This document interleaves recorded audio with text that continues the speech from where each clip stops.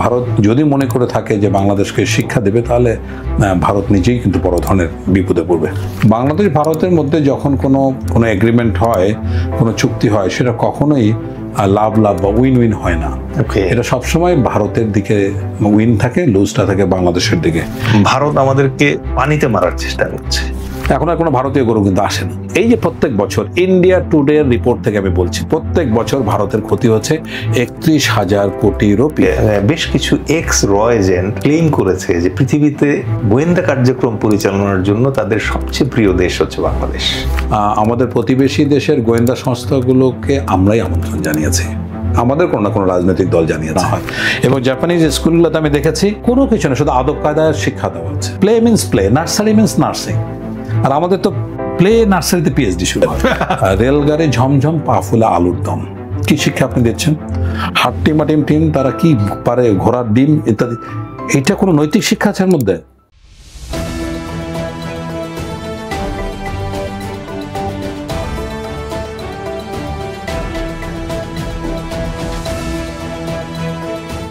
বিসমিল্লাহির রহমানির রহিম।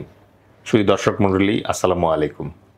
আমি ডেল এইচ খান আপনাদের সবাইকে স্বাগত জানাচ্ছি আমাদের জনতার দলের স্ট্র্যাটেজিক ডায়ালগের অনুষ্ঠান স্ট্র্যাটলগে। আপনারা সবাই জানেন বাংলাদেশের রাজনীতিতে জনতার দল একটি নতুন রাজনৈতিক দল হিসেবে আবির্ভূত হয়েছে। সকল পেশাজীবীদের সমন্বয়ে সরকারি, বেসরকারি, সামরিক, বেসামরিক আমলা, কৃষক, মজুর, রিক্সা চালক, অটো চালক, নারী, ছাত্র সবার সম্মেলনে আমাদের এই জনতার দল। এই জনতার দলের মূল উপজীব্য হচ্ছে পরবর্তী প্রজন্মকে নিয়ে কাজ করা। আমরা সবসময় বলছি যে জনতার দল হচ্ছে ইয়ং লেড একটা পার্টি, যেটা ভেটারানদের দ্বারা গাইডেড। এছাড়াও আমরা যেটা বলার চেষ্টা করছি সেটা হচ্ছে যে পরবর্তী ইলেকশন নয়, পরবর্তী প্রজন্ম। আর এই কথার সূত্র ধরেই আজকে আমরা একটি অত্যন্ত ইন্টারেস্টিং টপিক নিয়ে এবং আমাদের সম্মানিত chairman brigadier general Shamim Kamal স্যারকে নিয়ে উপস্থিত হয়েছে আপনাদের সামনে। আমরা আশা করি আজকের এই টপিকটা আপনারা খুব লাইক করবেন এবং পাশাপাশি আমরা ব্রিগেডিয়ার জেনারেল শামীম কামাল স্যারের কাছ থেকে এই টপিকের উপরে নতুন কিছু জানতে পারবো। এবং যথারীতি আমরা যেরকম প্রমিস করেছিলাম যে আজকে টপিকটা অত্যন্ত ইন্টারেস্টিং একটা টপিক হবে। আজকে টপিক হচ্ছে ভারত বাংলাদেশ সম্পর্ক। আসসালামু আলাইকুম স্যার, আপনাকে স্ট্র্যাটলগে স্বাগত। ওয়ালাইকুম সালাম, আপনাকে ধন্যবাদ আমাকে স্ট্র্যাটলগে আমন্ত্রণ জানানোর জন্য। স্যার, আমরা আজকে খুবই এক্সাইটিং একটা টপিক নিয়ে আলোচনা করব, সেটা হচ্ছে ভারত বাংলাদেশ সম্পর্ক। শুরুতে আমি যদি একটু গৌরচন্দ্রিকা না দেই তাহলে আমাদের দর্শকরা হয়তো আজকের আলোচনাটা ডেপথ বুঝতে পারবে না। ভারত এমন একটি দেশ যা ঐতিহাসিকভাবে অত্যন্ত প্রমিনেন্ট একটা দেশ। বাট ভারত বাংলাদেশের সম্পর্কের যখন প্রসঙ্গটা আসে তখন বেশ কিছু আঙ্গিক আমাদের চোখের সামনে বারবার ভেসে ওঠে। এক নম্বর হচ্ছে 4096 কিলোমিটার দীর্ঘ সীমান্ত, যা পৃথিবীতে যে কোনো দুইটা দেশের সীমান্তের ভেতরে পঞ্চম দীর্ঘ সীমান্ত। সুতরাং বাংলাদেশ তার জন্মের পর থেকে এই 4096 কিলোমিটার সীমান্ত ভারতের সাথে শেয়ার করছে। কোন ভারতের সাথে? যেই ভারত 1947 সালে তার স্বাধীনতার পর অলরেডি স্যার প্রায় 2 লক্ষ স্কোয়ার কিলোমিটার সীমান্ত বাড়িয়েছে। তারা হায়দ্রাবাদকে দখল করেছে, সিকিমকে দখল করেছে, গোয়া যে কলোনিটা ছিল সেটা দখল করেছে। আমরা সেই ভারতকে নিয়ে আজকে আলোচনা করতে চাই, যার সাথে বাংলাদেশের বাণিজ্য ঘাটতি প্রায় $15 বিলিয়ন। 2022-23-এর স্ট্যাটিস্টিক্স যদি আমরা ধরি তাহলে $17 বিলিয়ন বাণিজ্য হয়েছে তাদের সাথে আমাদের, যেখানে আমরা শুধুমাত্র 2 বিলিয়ন আর বাকি 17 বিলিয়নের বাকিটা হয়েছে স্যার ভারতের পক্ষ থেকে। আমরা একই সাথে সেই ভারতকে এখানে মাথায় রাখতে চাই, যেই ভারত আমাদের প্রায় 54টি নদীর প্রায় প্রত্যেকটিতেই বাঁধ স্থাপন করেছে। আমরা শুধু ফারাক্কা আর তিস্তা ব্যারেজের কথাই বলি স্যার, কিন্তু আমাদের অন্যান্য সব নদীতে তারা ক্রমাগতভাবে বাঁধ দিয়েছে এবং ধীরে ধীরে আমাদের দেশটাকে মরুভূমি বানিয়ে ফেলছে। সর্বোপরি ভেরি রিসেন্টলি যে ঘটনাটি ঘটেছে সেটা হচ্ছে যে 5ই আগস্ট পরবর্তী সময়ে বাংলাদেশের ফ্যাসিস্ট যে প্রধানমন্ত্রী ছিলেন তিনি নির্দ্বিধায় ভারতে গিয়ে অবস্থান করছেন। এখন এইরকম একটা প্রেক্ষাপটের প্রেক্ষিতে আমি আপনার কাছে জানতে চাইব শুরুতেই যে ভারত বাংলাদেশের সম্পর্ক আপনার দৃষ্টিতে কিভাবে মূল্যায়িত হচ্ছে এখন? জি, আপনাকে ধন্যবাদ। এটা খুবই সময় উপযোগী এবং একটি অত্যন্ত গুরুত্বপূর্ণ একটা সময় আমরা দাঁড়িয়ে আছি। বিশেষ করে ভারত বাংলাদেশ সম্পর্ক ঐতিহাসিকভাবে এর গভীরতা এবং এর গুরুত্ব অনেক বেশি, কোনো সন্দেহ নেই। এতদিন ধরে স্বাধীনতার প্রায় ৫৪ বছর পরবর্তী সময়ে আমরা খুব গভীরভাবে লক্ষ্য করে দেখলাম যে বাংলাদেশ ভারতের সম্পর্কটা ছিল মোটামুটি একটা চলনসই সম্পর্ক, যেটা দিয়ে একটা দ্বিপাক্ষিক সম্পর্ক মোটামুটি রক্ষা করে যাচ্ছিল। কিন্তু এই সম্পর্ক ভেতর দিয়ে মানে কোন দেশ কতটুকু বেনিফিট পেল বা কোন দেশ কতটা লাভবান হলো, কোন দেশ ক্ষতিগ্রস্ত হলো, সেটা কিন্তু মূল্যায়ন করার সময় এসছে। এখন আমরা এমন একটা ক্রান্তিকালে এসে দাঁড়িয়েছি যে বাংলাদেশ ভারত সম্পর্ক, আপনি যেরকম বললেন যে বিষয়টি বাংলাদেশ, এটা এটা এটা আমি এভাবে না বলে টাইটেলটা আজকে এমন হলে ভালো হতো, বাংলাদেশ ভারত সম্পর্কের অচলায়তন।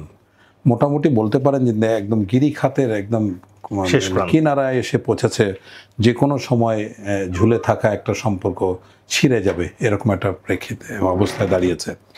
সো টানাপোড়েনের এই চূড়ান্ত যে পর্যায়টা আসলো, এটা নিশ্চয়ই এর মূল কারণটা হচ্ছে ৫ই আগস্ট আওয়ামী সরকারের পতন। তাহলে এখন অনেকে সংশয়বাদী, অনেকে এটাকে বলতে চাচ্ছেন যে এতদিন ভারত বাংলাদেশ সম্পর্ক টিকে থাকার মূল কারণ ছিল আওয়ামী লীগ এবং মানে বঙ্গবন্ধু শেখ মুজিবুর রহমান থেকে শুরু করে শেখ হাসিনার শেষ দিন পর্যন্ত এই দীর্ঘ সময় যখনই আওয়ামী লীগ ভালো সময় ছিল, ক্ষমতায় ছিল, তখনই ভারত বাংলাদেশ সম্পর্কটা খুব উর্বর ছিল। কিন্তু অন্য যে দুই একটা সময়ে বিএনপি বা জাতীয় পার্টি যে সময়টা ক্ষমতায় ছিল, সে সময় সম্পর্ক ভালো ছিল। তার মানেটা কি, যখনই বাংলাদেশ সম্পর্কটা ভালো রাখতে গেছে, বড় ধরনের একটা স্যাক্রিফাইস বাংলাদেশকে করতে হয়েছে। বাংলাদেশ ভারতের মধ্যে যখন কোনো সম্পর্ক হয়, কোনো এগ্রিমেন্ট হয়, কোনো চুক্তি হয়, সেটা কখনোই লাভ বা উইন উইন হয় না। এটা সবসময় ভারতের দিকে উইন থাকে, লুজটা থাকে বাংলাদেশের দিকে। এটা আমি অনুবাদ করে বলছি না। তা মোটা দাগে যেটা আমি বলবো যে বাংলাদেশ ৫ই আগস্টের পরে বাংলাদেশের সাথে দ্বিপাক্ষিক যত ধরনের সম্পর্ক ছিল, একে একে ভারত পুরোটাই ছিন্ন করেছে। এখন শুধুমাত্র একটা ফর্মাল একটা সামরিক যুদ্ধ ব্যতীত সর্বক্ষেত্রেও ভারতের সাথে বাংলাদেশে এক ধরনের যুদ্ধ চলছে, বাণিজ্য যুদ্ধ চলছে, কূটনৈতিক যুদ্ধ চলছে, সাংস্কৃতিক যুদ্ধ চলছে। গত ১০ মাসে উভয় দেশের দ্বিপাক্ষিক সম্পর্কে সচিব পর্যায়ে একটি মিটিং ছাড়া, যিনি ঢাকায় এসেছিলেন ভারতের পররাষ্ট্র সচিব, কোনো কিছুই হয়নি। প্রকারান্তে আমরা দেখলাম যে সকল প্রকার বাণিজ্যিক সম্পর্ক ছিন্ন করছে ভারত। তারপরে সীমান্ত এলাকায় অনেক ধরনের ঝামেলা হচ্ছে, কাঁটাতারের বেড়া নিয়ে বা অবৈধ অনুপ্রবেশ নিয়ে। এরপরে পুশিন এখন চলছে। সো একটার পর একটা এপিসোডকে আনফোল্ড করা হচ্ছে, যেটা ইন্ডিকেশন দেয় যে মানে ভারত হয়তোবা এবার বাংলাদেশের সাথে একটা চূড়ান্ত বাংলাদেশকে শিক্ষা দেওয়ার জন্য একটা খুব কঠিন সিদ্ধান্ত নিয়েছে। আগে তো স্যার মানে প্রতিবারই বড় একটা ক্রাইসিসের পর ভারত অনেকটা রেস্কিউয়ার হিসেবে আবির্ভূত হতো, এবার এরকম হচ্ছে না কেন স্যার? জি, আমি এটাই একটু অবাক হলাম যে দেখুন, আপনি সঠিক বলেছেন যে যদি আমরা ৭৫-এর শেখ মুজিবের সপরিবার হত্যাকাণ্ডের ঘটনা বলি, সে সময় বাংলাদেশে ভারতের বাংলাদেশের রাষ্ট্রদূত ছিলেন সমর সেন। তা তিনি তখন ভারতে ছিলেন, তিনি তড়িঘড়ি করে বাংলাদেশে আসলেন এবং তখন বাংলাদেশের সরকারকে বললেন যে শেখ মুজিব হত্যাকাণ্ড আমাদেরকে যতই ব্যথিত করুক না কেন, আমরা বাংলাদেশের দ্বিপাক্ষিক সম্পর্ক আমরা কন্টিনিউ করতে চাই। একইভাবে ৯০-তে, তারপরে আপনার ২০০১-এ যখনই বিএনপি ক্ষমতা এসছে, তখনই কিন্তু ভারত স্বপ্রণোদিত হয়ে বাংলাদেশে এসে বলেছে যে আমরা আর যাই হোক না কেন সম্পর্ক কোনো ধরনের ক্ষুণ্ণ করব না, বা যে সম্পর্ক আছে এটা আমরা এগিয়ে নিয়ে যাব। এবারই প্রথম আমরা দেখলাম যে সর্বাত্মক রাজনৈতিক দল, সরকার, মিডিয়া, জনগণ একেবারে সমস্বরে বাংলাদেশ বিরোধী অবস্থান নিল। সো এটা একটা বড় ধরনের প্রশ্ন আমাদের মনে তৈরি করে, আসলে কি ভারত বাংলাদেশের সম্পর্কটা কোনো দল, কোনো পরিবার কেন্দ্রিক, নাকি জনগণের থেকে জনগণ? এটা নিঃসন্দেহে এটা প্রমাণ করে না যেটা জনগণের, যদি দ্বিপাক্ষিক জনগণের ব্যাপার থাকতো, দ্বিপাক্ষিক রাষ্ট্রীয় ব্যাপার থাকতো, তাহলে সম্পর্কের এত বড় টানাপোড়েন কখনো হতো বলে আমি মনে করি না। সেদিক থেকে আমি বলবো যে এটা ভারতের অবশ্যই উভয় দেশকে এর ক্ষতির সম্মুখীন হতে হবে। তো ভারত যদি মনে করে থাকে যে বাংলাদেশকে শিক্ষা দেবে, তাহলে ভারত নিজেই কিন্তু বড় ধরনের বিপদে পড়বে। না, আমরা স্যার এই প্রসঙ্গে আসবো। আমাদের দর্শকরা আপনার কাছ থেকে খুবই অধীর আগ্রহ অপেক্ষা করছে যে যেই ভারত 1971 সালের নভেম্বর মাসে একটা গোলামীর 7 দফা চুক্তি আমাদের উপরে চাপিয়ে দেওয়ার চেষ্টা করেছিল, এবং যেই চুক্তি সিগনেচার করতে গিয়ে আমাদের তদানীন্তন সম্ভবত অস্থায়ী রাষ্ট্রপতি নজরুল ইসলাম সাহেব নাকি জ্ঞান হারিয়ে পড়ে গিয়েছিলেন, এবং সেই চুক্তির তৃতীয় ক্লজ ছিল যেটা শোনা যায় যে বাংলাদেশের নিজস্ব কোনো সেনাবাহিনী থাকবে না, এরকম একটা পরিকল্পনা ভারত করতে চেয়েছিল। আমরা সেই পরিপ্রেক্ষিতে জানতে চাইব যে সেই 1971 সাল থেকে আজকে বাংলাদেশ সেনাবাহিনী যে অবস্থানে এসছে এবং বাংলাদেশের প্রতিরক্ষা ব্যবস্থায় আসলে কি ডাইনামিক চেঞ্জ দরকার ভারতের সক্ষমতার পরিপ্রেক্ষিতে, সেই প্রসঙ্গটা আমরা রাখছি আমাদের এপিসোডের পরের অংশের জন্য আকর্ষণীয়ভাবে। বাট তার আগে আমরা পুশিনের ব্যাপারটা নিয়ে একটু আলোচনা করতে চাই, কারণ এই পুশিনের যে ইতিহাস আপনার সাথে আমার আলোচনা হচ্ছিল এই অনুষ্ঠানের আগে, যে এটা একটা দীর্ঘ ইতিহাস আছে। তো ওখান থেকে স্যার আমরা একটু জানতে চাই। আচ্ছা, পুশিনটা আমি মনে কোনো বিচ্ছিন্ন ঘটনা নয়। প্রথম কথা হচ্ছে এটা ভারত 5ই অগস্টের পর থেকে যে বিষয়গুলি একটা পর একটা ঘটিয়েছে, ট্রান্সশিপমেন্ট বাতিল করা, তারপরে সীমান্ত এলাকায় ঝামেলা করা, কাঁটাতারের বেড়া সহ অনেক ধরনের বাংলাদেশের প্রায় অনেক বর্ডার এটা ঝামেলা করেছে। তো বাংলাদেশ ভারতের সীমান্ত, এই যে দীর্ঘ সীমান্ত, এটা পোরাস, একেবারে ছিদ্র ছিদ্র। যদি এখানে হাতে হাত ধরেই কেউ আমরা দাঁড়িয়ে যাই, তার ভিতর দিয়েও কিন্তু একটা মানে লোকজন চলাচল করতে পারবে। এটা হলো এক। দুই হলো পুরো সীমান্ত এলাকা জুড়ে উভয় দেশের মানুষের মধ্যে একটা অলিখিত, একটা আনকনভেনশনাল, অপ্রচলিত কিছু বাণিজ্যের ব্যাপার আছে। এটাকে আমরা স্মাগলিংও বলতে পারি বা অন্য যে কোনো টার্মে বলতে পারি, যেটা আর কি বৈধ বা সরকারি কোষাগারে যেটার অর্থ যায় না।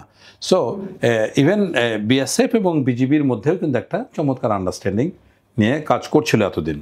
যেমন ধরুন, একটা গরু যখন ভারত থেকে বাংলাদেশে প্রবেশ করতো আগে, তখন একই গরু দেখা গেল যে বিএসএফ ক্যাম্পে 3000 রুপি দিচ্ছে, আবার বাংলাদেশের ক্যাম্পে 5000 টাকা দিয়ে এইটা। কিছুক্ষণ আগে কিন্তু বিজিবি এবং বিএসএফকে ওই অন্য কোনো বিষয় নিয়ে গোলাগুলি করে আসছে। সো ওইটা একটা বিষয়। যেমন এখানে আন্ডারস্ট্যান্ডিংটা এত চমৎকার যে গরু যাবে, তোমরাও কিছু লাভ নেবে, আমরাও কিছু লাভ। সো এই রকমের একটা সম্পর্ক ছিল। এখন পশ্চিমটা দেখুন, আপনার একটার পর একটা, প্রথমে আসলো আপনার ভিসা, সকল প্রকার ভিসা বন্ধ করে। আপনি জানেন যে বাংলাদেশের মানুষ বহুলাংশ, অনেক মানুষ ভারতের চিকিৎসা ব্যবস্থার উপর অন্ধভাবে নির্ভরশীল। সুতরাং সকল ক্যাটাগরি ভিসা বন্ধ করে দিল, যেটা অমানবিক, একদিক থেকে অমানবিক। দ্বিতীয় প্রশ্ন আসলো যে আপনার সীমান্ত এলাকায় এই যে বিষয়টা দিল। তৃতীয়, ট্রান্সশিপমেন্ট বন্ধ করলো। ইভেন সপ্তাহখানেক আগে ভারতে আমাদের পাট এবং পাটজাত দ্রব্য এটা আমদানি বন্ধ করে দিল, এবং এর মধ্যে স্থলবন্দর প্রায় 8টার মতো স্থলবন্দর বন্ধ করে দিল। সো আপনি দেখুন, একটা পর এখন চলছে পুশিন। তো পুশিনের ব্যাপারটা খুব ইন্টারেস্টিং। এটা এই জন্যই আমি বলবো যে এই পুশিনটার ভিত্তি হচ্ছে গিয়া 1955 সালের সিটিজেনশিপ অ্যাক্ট যেটা আছে 1955 সালে। তো সেখানে বলা ছিল যে ভারতে যারা বহিরাগত, অন্য দেশ থেকে যারা এসছে, তাদেরকে নাগরিকত্ব দেওয়া হবে না। আচ্ছা। সো এইটা 2014 সালে বিজেপি সরকার যখন ক্ষমতা আসলো, এটা তো আসলে হিন্দুত্ববাদী, আরএসএস বা মানে তাদের মধ্যে ওই গেরুয়া সংস্কৃতির বা গেরুয়া আচরণের একটা প্রভাব পড়েছে। ভারত বেসিক্যালি এই বিজেপি সরকার আসার পরে ভারতের যে মূল ভিত্তি, যে দর্শন, যার উপরে ভারত টিকে আছে, সেই ধর্মনিরপেক্ষতা, সেটা থেকে যোজন যোজন মাইল দূরে গেছে। এবং একদিন ভারত ভঙ্গের এটা অন্যতম, ভারত যে বিচ্ছিন্ন মানে টুকরা টুকরা হয়ে যাবে, তার এটা একটা কিন্তু আলামত। টুডে আর টুমরো হবেই। তো এখন কথা হচ্ছে যে বিজেপি সরকার 2014-তে আসার পরে সিটিজেনশিপ অ্যামেন্ডমেন্ট অ্যাক্ট করলো। এই সিটিজেনশিপ অ্যামেন্ডমেন্ট অ্যাক্টের মূল যেটা বক্তব্য, সেটা হচ্ছে যে বাংলাদেশের সীমান্ত ঘেঁষে যে প্রদেশগুলি আছে, আসাম, মেঘালয়, ত্রিপুরা, মিজোরাম, এই প্রদেশগুলিতে বাংলাদেশ, পাকিস্তান, আফগানিস্তান, শ্রীলঙ্কা থেকে যেসব বিদেশি এসছে তাদেরকে ফেরত পাঠানো। তো এখন আমরা খুবই অদ্ভুতভাবে একটা জিনিস খেয়াল করলাম যে অন্য দেশের বা অন্য ধর্মের কোনো কিন্তু লোক এখানে ক্ষতিগ্রস্ত হচ্ছে না, শুধুমাত্র মুসলমানরা ক্ষতিগ্রস্ত হচ্ছে। তাহলে আমরা যে জিনিসটা দেখলাম 1971 সালে পাকিস্তান পাক হানাদার বাহিনীরা লুঙ্গি খুলে পরীক্ষা করতো যে হিন্দু না মুসলমান, তারপরে তার উপরে অত্যাচার বা তার উপরে যে ব্যবস্থা নেওয়ার সেটা নেওয়া হতো। এখন আমরা দেখছি যে এই ঘটনাটা ঘটছে ভারতে। তারা এখন যারা মুসলমান তাদেরকে বেছে বেছে বাংলাদেশে প্রবেশ করিয়ে দিচ্ছে। এবং ত্রিপুরার মুখ্যমন্ত্রী যেটা বললেন রিসেন্টলি যে যাচাইয়ের কোনো দরকার নাই, যারই আধার কার্ড পাওয়া যাবে না। এইটা শুধুমাত্র ত্রিপুরা শুধু না, এই বেল্টে যারা আছে সব মুখ্যমন্ত্রী একই কথা বলছে। শুধুমাত্র পশ্চিমবঙ্গের মমতা বন্দ্যোপাধ্যায় একটু সাবমিসিভ কথাবার্তা বলছেন যে বাংলা ভাষাভাষী মাত্রই তাদেরকে ফেলবে। এটাও একটা ভোটের রাজনীতি। এটার মাধ্যমে তৃণমূল কংগ্রেস চাচ্ছে একটা পাবলিক সাপোর্ট গেইন করা। এখন দেখুন এখানে যে জটিলতা হচ্ছে যে গত আমার মনে হয় এই জুলাইয়ের যখন দেখলো যে সীমান্ত এলাকায় ঝামেলা করে খুব একটা সুবিধা করা যাচ্ছে না, তখন তারা পুশিনে গেল। পুশিন হচ্ছে কোন জায়গায়? খাগড়াছড়িতে, তারপরে সুন্দরবন এলাকায়, যেখানে কোনো জনগণ জনবিরাম জায়গা যেটা, সেসব জায়গায়। এটা এক ধরনের চৌর্যবৃত্তি। এবং এখানে ভারত একাধিক আন্তর্জাতিক আইনের লঙ্ঘন বা বরখেলাপ করছে। Geneva convention 13, Geneva convention 14B, এটা ইন্টারন্যাশনাল কনভেনশন, যেখানে সুস্পষ্টভাবে বলা আছে যে এক দেশের নাগরিককে আরেক দেশে জোর করে প্রবেশ করে মানে ফেরত পাঠানো যাবে না।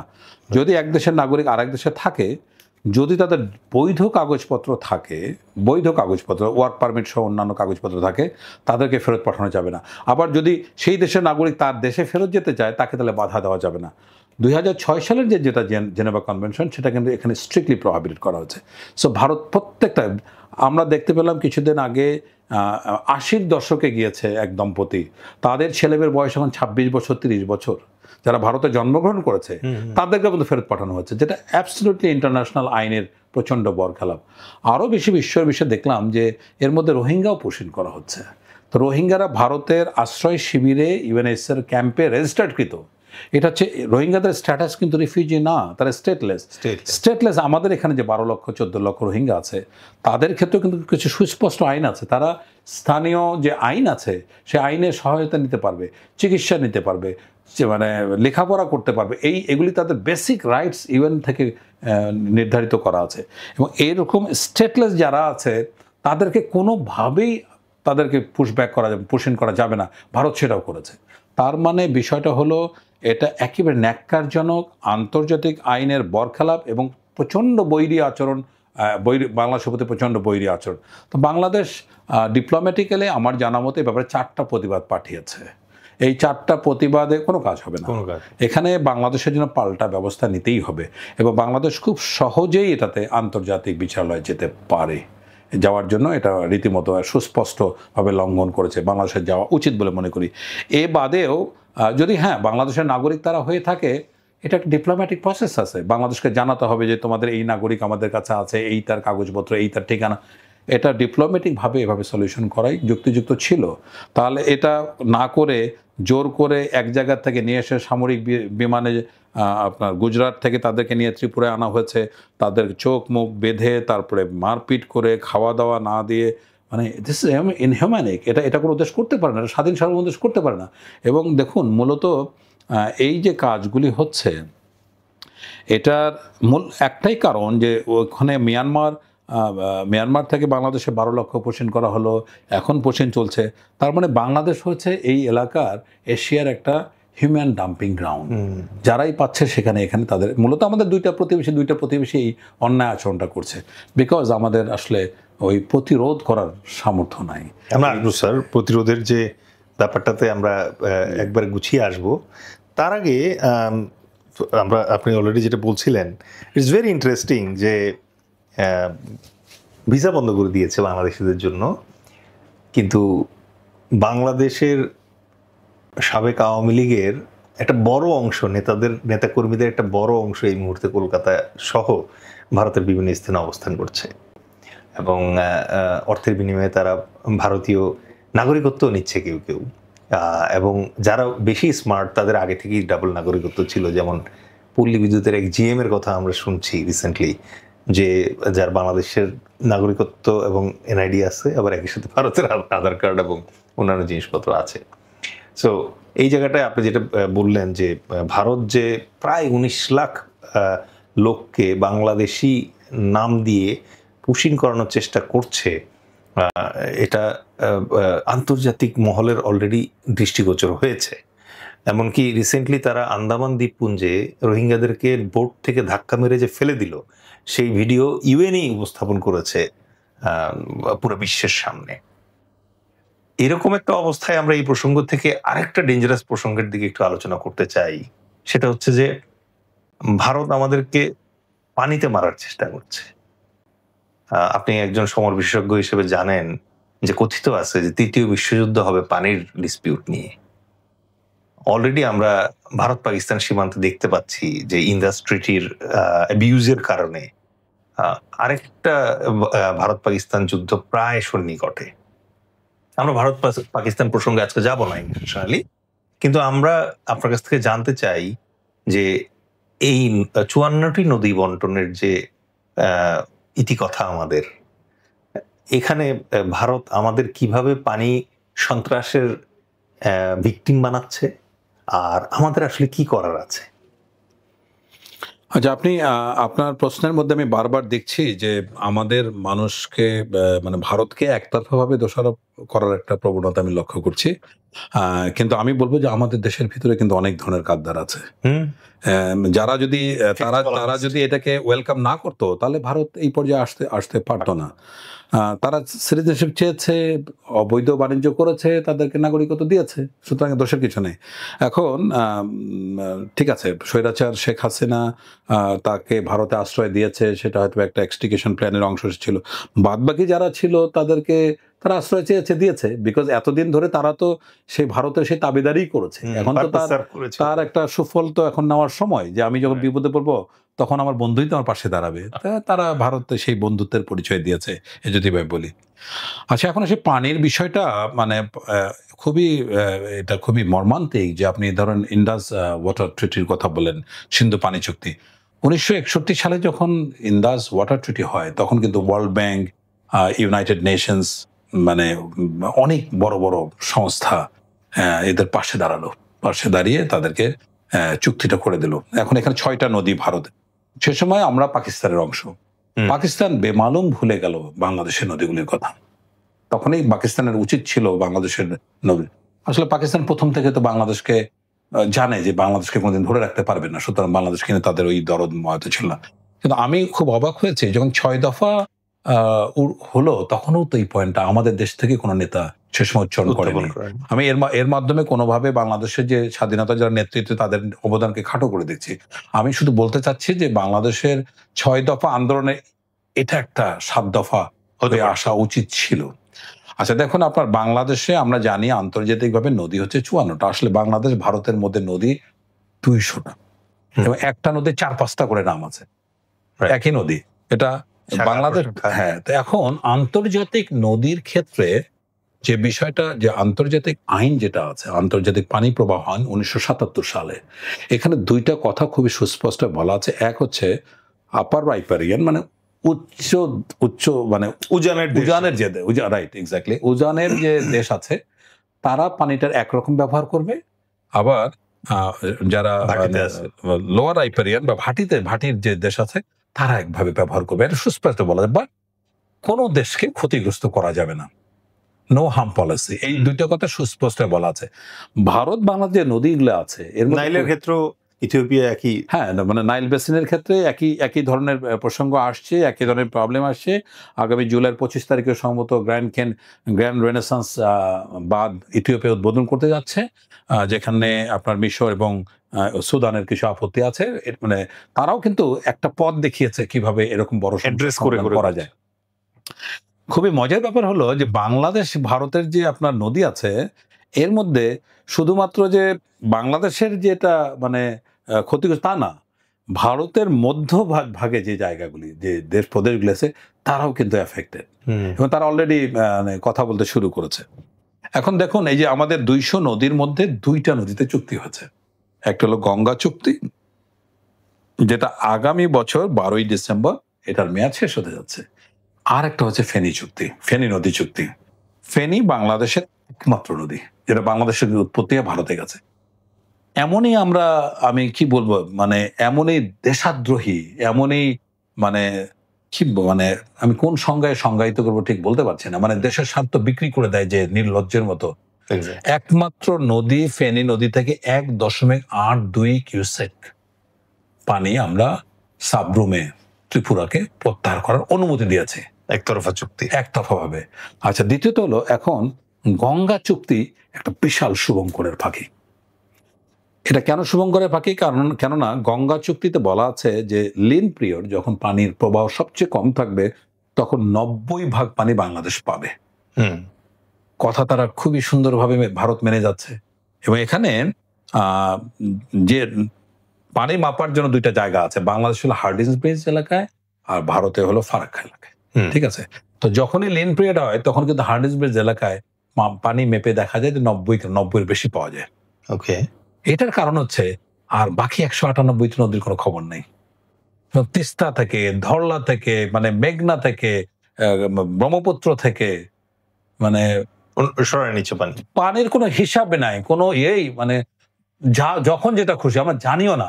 সো বাংলাদেশে এতদিন ধরে যে রাজনৈতিক দলগুলি ক্ষমতায় ছিল, প্রত্যেকটা রাজনৈতিক দল বাংলাদেশের মানুষের সাথে এটা এক ধরনের প্রতারণা করেছে।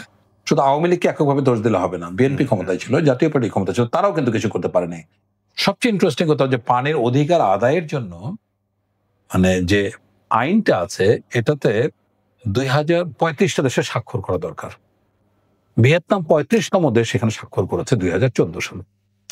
অদ্যাবধি বাংলাদেশ এটা সেক্রেটারি না, স্বাক্ষর করেনি। আপনি যদি ওই ইয়াতে স্বাক্ষর নাই করেন তারপর অধিকার চাইবেন কিভাবে? তাহলে এটাকে আপনি কি বলবেন?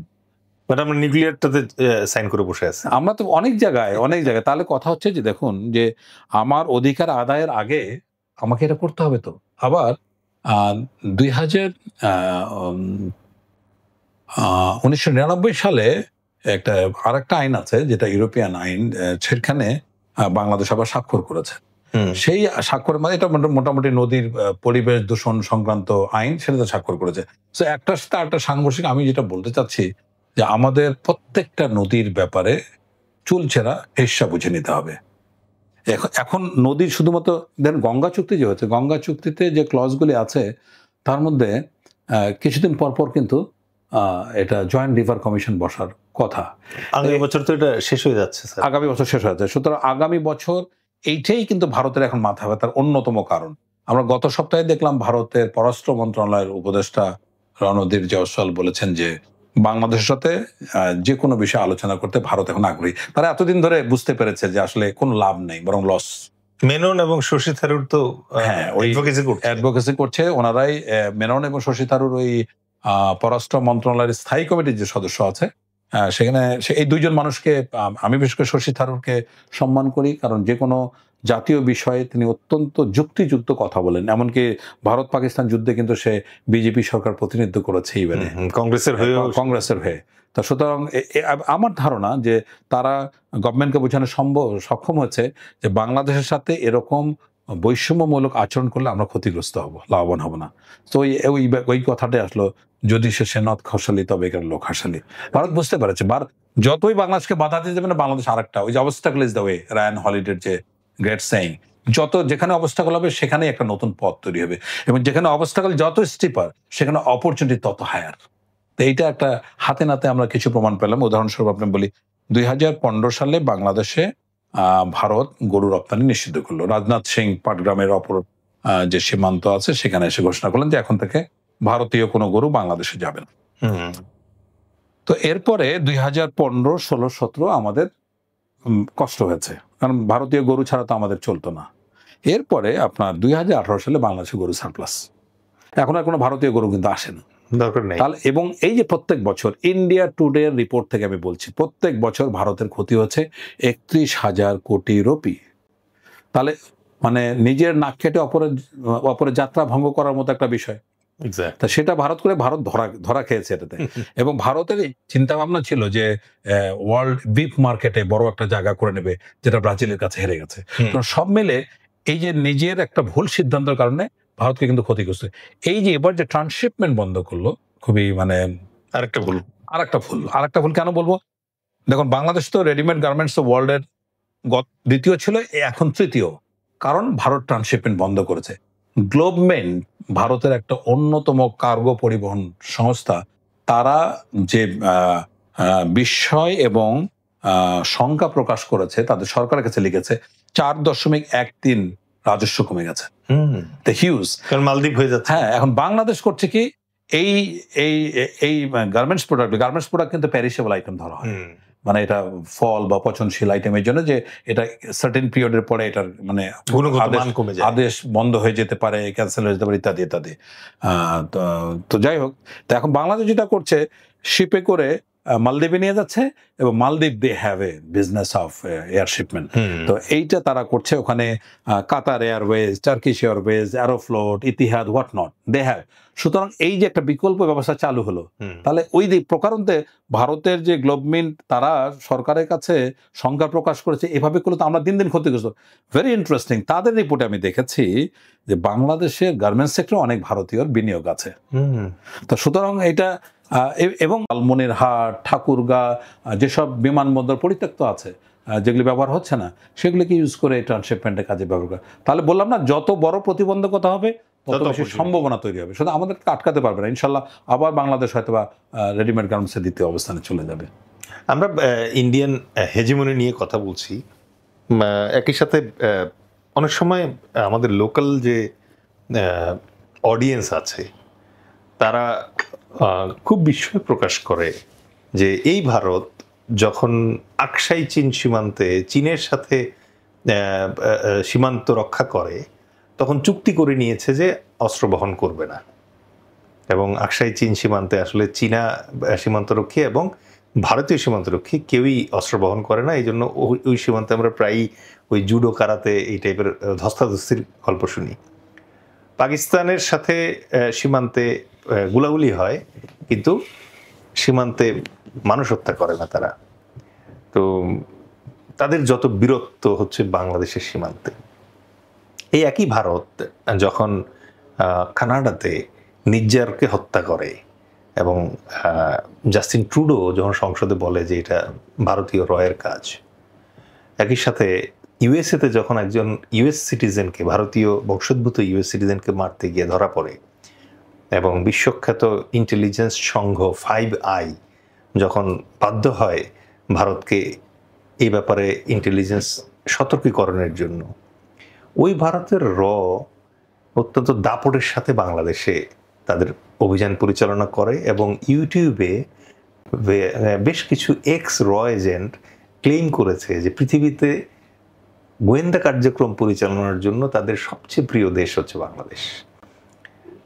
বাংলাদেশের স্বাধীনতা এবং সার্বভৌমত্বের জন্য আমাদের প্রতিরক্ষা ব্যবস্থা অত্যন্ত জরুরি, যেই প্রশ্নের নিয়ে আমরা এর পরপরই আসছি।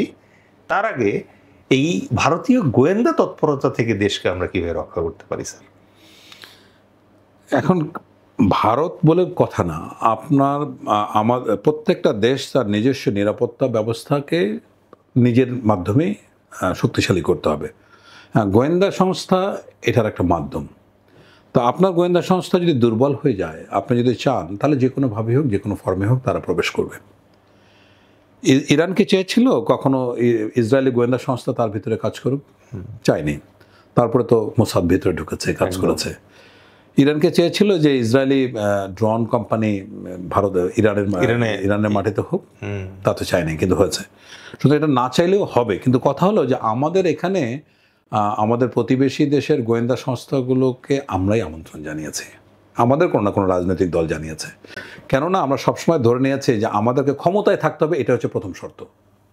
এর জন্য যে কোনো ধরনের কম্প্রোমাইজ তারা করতে রাজি হয়েছে বলেই এটা সম্ভব হয়েছে। না হলে তো এটা প্রত্যেকটা গোয়েন্দা সংস্থাকে ধরে প্রকাশ্যে ফাঁসি দেওয়ার কথা ছিল। তো এরকম এতদিন ধরে বাংলাদেশের কোনো রাজনৈতিক সরকার চোখ তুলে কথা পর্যন্ত বলতে পারেনি, একটা গোয়েন্দাও ধরতে পারেনি। ধরবে কিভাবে? চোখ তুলে যে প্রতিবাদ করবে। স্বাধীনতার পরে এতদিনে আপনার কি অবাক লাগে না যে কোনো ডিপ্লোম্যাটিক প্রটেস্ট পর্যন্ত আমরা করতে পারিনি?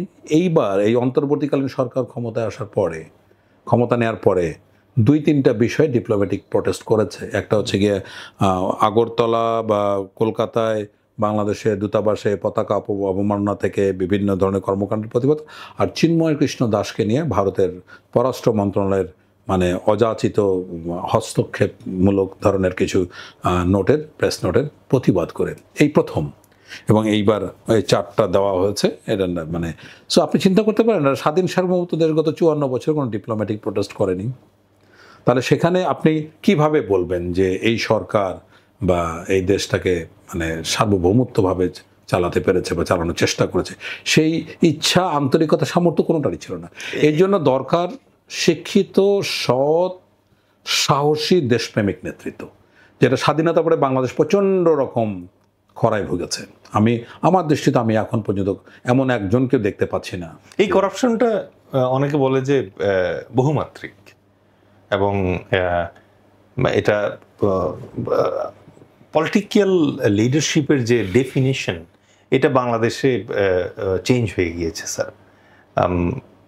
পলিটিশিয়ান বলতে এখন আমাদের ইয়াং জেনারেশন যা বোঝে সেটাকে তারা ভালোবাসতে পারে না। আজকে যদি কেউ বলে যে না আমি কর্পোরেট জব ছেড়ে দিয়ে পলিটিক্সে যাব, লোকজন হাহাকার করে ওঠে যে মানে ওয়াই। কারণ পলিটিশিয়ান মানেই চাঁদাবাজ, পলিটিশিয়ান মানেই দুষ্কৃতিকারী, পলিটিশিয়ান মানেই দেশ বিক্রি করে টাকা বাইরে পাচার করা। এবং আমি আজকে অনেয়ার এই কথাটা বলছি অত্যন্ত দুঃখের সাথে, কিন্তু প্রতিটা বর্ণ সত্য। তো এই যে বহুমাত্রিক যে করাপশনের ব্যাপ্তি, তারই কি ফলাফল যে বাংলাদেশ থেকে উলফ্লেন শব্দটা সরে গেল স্যার?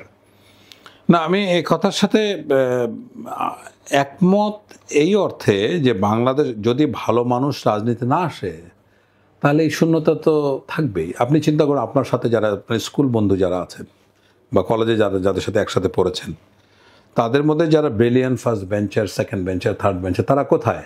তারা হয় বিসিএস পরীক্ষা দিয়ে কোনো জায়গায় গিয়েছে, বা আইএসবি দিয়ে সশস্ত্র বাহিনীতে গিয়েছে, বা বাইরে গেছে, বাইরে সেটেল করা হয়েছে, ডক্টর হয়েছে, ইঞ্জিনিয়ার হয়েছে।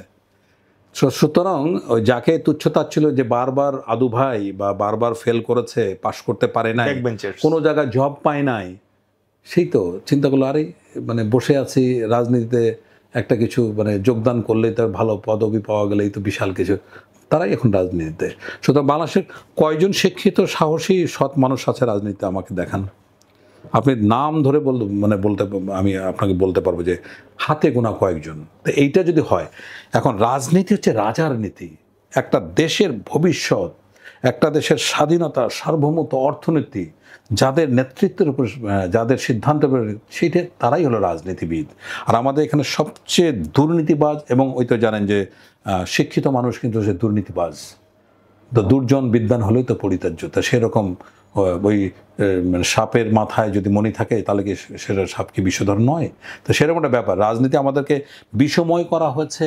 এখানে অনিয়ম, দুর্নীতি, দুর্বিচার, শোষণ, অর্থ পাচার, নির্যাতন, মানে কি না যত ধরনের খারাপ এলিমেন্ট আছে সব কিছু এখন রাজনীতির পরিমণ্ডলে আছে। তাহলে এটা কি স্যার আপনি ফিল করেন না যে আমরা যে যখন কম্পারেটিভ একটা মানে একটা তুল্য বিচার যখন করার চেষ্টা করি, তখন বোঝার চেষ্টা করি যে ভারতীয় ব্যবসায়ী বনাম আমাদের ব্যবসায়ী, তাদের কোয়ালিটিটা বোঝার চেষ্টা করি। ভারতীয় মিলিটারি বনাম আমাদের মিলিটারি, আমরা কোয়ালিটিটা বোঝা, কোয়ান্টিটির একটা আলাদা ব্যাপার আছে। ইন কেস অফ পলিটিশিয়ান এত গ্যাপ কেন স্যার? মানে ইন্ডিয়ান পলিটিশিয়ান যারা আছে তারা অফকোর্স তাদের দেশের পলিটিক্স তারা করবে। ইভেন শশী থারুরও বলছেন যে I am a Indian first, then I am a congressman আর কংগ্রেস বাট আমাদের দেশের পলিটিক্স যে এই পরিমাণ দূষিত হয়ে যাচ্ছে, দুর্বল হয়ে যাচ্ছে, এবং একই ইন্ডিয়া পরপর 3টা কনজিকিউটিভ ইলেকশন যখন ইনক্লুসিভ হলো না, তখন কিচ্ছু বললো না স্যার। এই মৌনতার কারণ কি? তারা কি আসলে চাচ্ছিল যে বাংলাদেশ পলিটিক্যালি যে মাইনফিল্ডের দিকে যাচ্ছে আগায়া, মারফির থিওরি অনুযায়ী শত্রু যখন মাইনফিল্ডের দিকে স্বেচ্ছায় আগায়া যায় তখন তাকে আর ডিস্টার্ব করো না, because he is heading towards minefield and going to be killed. তো বাংলাদেশের যে পলিটিক্যাল স্পেকট্রামটা যে এভাবে রটেন হয়ে যাচ্ছে, এইটা দেখার পরেও তারা মানে কোনো কষান দেয় নাই কেন স্যার? এটা মূলত এর কারণ হচ্ছে বাংলাদেশে আমরা যেটা শুরু করেছিলাম যে গণতান্ত্রিক বাংলাদেশ, গণপ্রজাতন্ত্রী বাংলাদেশ যেটা থেকে এসছে, তো সেই গণতান্ত্রিক ধারায় বাংলাদেশটা বিকশিত হতে পারেনি। এবং দেখুন ৭২-এর সংবিধানের যে রাষ্ট্রীয় 4টা মূলনীতি আছে, গণতন্ত্র, প্যারাডক্সিক্যাল, তারপরে সমাজতন্ত্র, উইদিন ব্র্যাকেট হচ্ছে অর্থনৈতিক এবং সামাজিক ন্যায় বিচারের ক্ষেত্রে, এরপরে হচ্ছে জাতীয়তাবাদ, এরপরে হচ্ছে ধর্মনিরপেক্ষতা। এখন একটা করে বিশ্লেষণ করতে একটাও নেই। জাতীয়বাদ বলতে আপনি কী বোঝাচ্ছেন? প্রত্যেকটা রাজনীতিতে আমরা জাতীয়তাবাদী শক্তি কি মিন করে, কি জাতীয়তাবাদ, এটাকে বাংলাদেশের জাতীয়বাদ, বাঙালি জাতীয়বাদ, সেটা নিয়ে আরেক ডিবেট, তো সেদিকে আমরা না যাই। গণতন্ত্র কি আছে? গণতন্ত্র হচ্ছে, আমি অনেকবার অনেক টক শোতে বলেছি যে বাংলাদেশের গণতন্ত্র হচ্ছে একটা তৈলাক্ত বাস, এবং এখানে রাজনৈতিক দলগুলো বানরের মতো, একবার ওঠে, কিছু দূর উঠে আবার পড়ে, এই কিছু দূর উঠে বারবার, এবং 10 বছর পর পর একদম ধপাস ভূমিতে পড়ে। যেমন 5ই অগাস্ট যেমন হলো, গণতন্ত্র আমাদের স্টার্টিং একেবারেই এখন মাটিতে, গ্রাউন্ড জিরোতে চলে গেছে। সো এই হলো গণতন্ত্র। সমাজতন্ত্র আসেন সামাজিক এবং অর্থনৈতিক ন্যায় বিচার। সবচেয়ে বেশি শোষণ নির্যাতন যদি হয়ে থাকে সেটা সামাজিক ক্ষেত্রে এবং অর্থনৈতিক ক্ষেত্রে বাংলাদেশে হচ্ছে, সো এটাও নেই। ধর্মনিরপেক্ষতা, এই ধর্মনিরপেক্ষতা যে একাধিক রাজনীতি করেছে রাজনৈতিক দলগুলি, সর্বশক্তিমান আল্লাহর উপর আস্থা এবং বিশ্বাস, দিস ইজ ননসেন্স। মানে এইটার সাথে ধর্মনিরপেক্ষতা, ইসলামের মধ্যে যে ধর্মনিরপেক্ষতা পৃথিবীর কোনো ধর্মের মধ্যে সেটা নেই। তাহলে এইটাকে সাধারণ মানুষকে, যেমন এই যে বাংলাদেশের মানুষদেরকে ইসলামিক ব্যাংক বলতে অন্ধ, ইসলামিক ব্যাংক মানে এখানে টাকা পয়সা রাখা, সুদ রাখা, এদের শাস্তি ডবল হবে, হালাল ফুডের, এটা ডবল শাস্তি হবে। এটা আরেক ধরনের, এখানে ইসলামকে ব্যবহার করা হচ্ছে সুদের কাজে। এদের যারা ইসলামিক ব্যাংকে টাকা রাখে এবং যারা ব্যাংক পর্যন্ত, তাদের শাস্তি ডাবল। সো প্রত্যেকটা ক্ষেত্রে আপনি দেখুন যে 4টা মূলনীতি, একটা মূলনীতিও নাই। এবং এতদিন ধরে যতদিন আওয়ামী লীগ ক্ষমতায় ছিল, স্বাধীনতার চেতনার কথা বলে, এই যে চেতনা নিয়ে বাণিজ্য, এই বাণিজ্যটা হয়েছে। তাহলে এক হলো যে শাসনতন্ত্রে মানে সাংবিধানিক যে মূলনীতি, এটার একটাও ঠিক নাই। 2 হলো যে চেতনার কথা বলছে, এটাও এক ধরনের ভাওতাবাজি হিসেবে কাজ করেছে। 3 যেটা গুরুত্বপূর্ণ বিষয়, যে সাহসী সৎ নেতৃত্ব কিন্তু আসে নেই। আমি ঘুরে ফিরে প্লেটোর ওই কথাটাই বলি যে রাজনীতি না করার শাস্তি হলো নিচু এবং নিকৃষ্ট মানুষদের দ্বারা শাসিত। ওই যে থার্ড বেঞ্চার যে বারবার ফেল করতো, হ্যাঁ, তার তো কোনো বুদ্ধি নেই। এখন যখন কোনো কিছু করে নাই, তখন বাবার নামে একটা কলেজ করে সেটাতে প্রিন্সিপাল হয়ে গেল, নামের সামনে প্রিন্সিপাল বসালো আর কি। এই জায়গায় একটা খুব চমৎকার প্রশ্ন মাথায় আসলো স্যার, সেটা হচ্ছে যে আমরা আমাদের জীবদ্দশায় যে সকল এমপিদের মানে দেশের বাইরে বেগমপাড়ায় সম্পদ বানানোর যে কাহিনী আমরা শুনি, even I can refer transparency ইন্টারন্যাশনালের যে রিসেন্ট রিপোর্ট, সেইখানেও বলা আছে যে বাংলাদেশের এমপিরা যে পরিমাণ কারাপশনে জড়িত, ওয়ার্ল্ডের খুব কম দেশই আছে এখানে মেম্বার অফ দ্য পার্লামেন্টের এই ধরনের কারাপশনের সাথে জড়িত হয়। না, মাই কোশ্চেন ইজ দ্যাট যে 5ই আগস্টের পরে তো এখন একটা চেঞ্জ আসছে, নতুন যে এমপিরা আসবে তারা কি স্যার 1 লাখ 1.5 লাখ টাকা বেতনে সংসার চালাতে পারবে? না, নতুন, আমি তো এই 5ই অগাস্টের পরে আমি নতুন কোনো কিছু ভালো কিছু হবে তার কোনো সম্ভাবনা দেখছি না। এখন যারা সামনে এমপি হবে তাদের কি নৈতিক চরিত্রের ভীষণ উন্নতি হয়েছে? তারা কি তওবা করে একদম হজ করে এসে বসে আর জীবনে কখনো খারাপ করে এরকম কিছু বলেছে? আপনি ভালো মানুষ পাবেন কোথায়? ভালো নেতৃত্ব আসবে কি? সামনে নির্বাচন যাবে, সেখানে মনোনয়ন বাণিজ্য হবে না?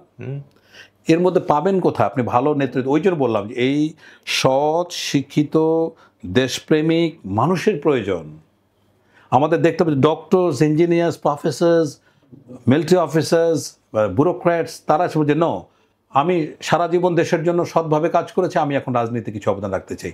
এটা ছাড়া কোনো মুক্তি নেই। বাট ডক্টর ইউনূস তো হি বিলিভস ইন আদারওয়াইজ। উনি বিলিভ করে যে মানে কন্টেম্পোরারি পলিটিশিয়ান যারা আছে তাদের কাউন্টার পলিটিক্স ডেভেলপ করার জন্য younger generation maybe 17, 18, 19 they are sufficient. এটা কি, ডাজ ইট রিয়েলি সাফাইস?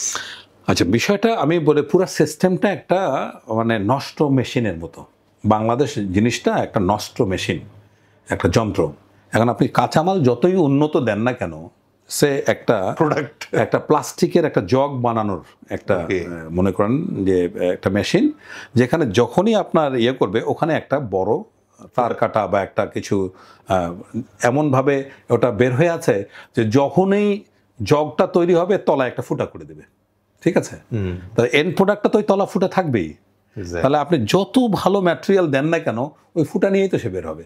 সো বাংলাদেশের রাষ্ট্র ব্যবস্থাটা পুরোটাই হচ্ছে এরকম একটা নষ্ট যন্ত্রের মতো।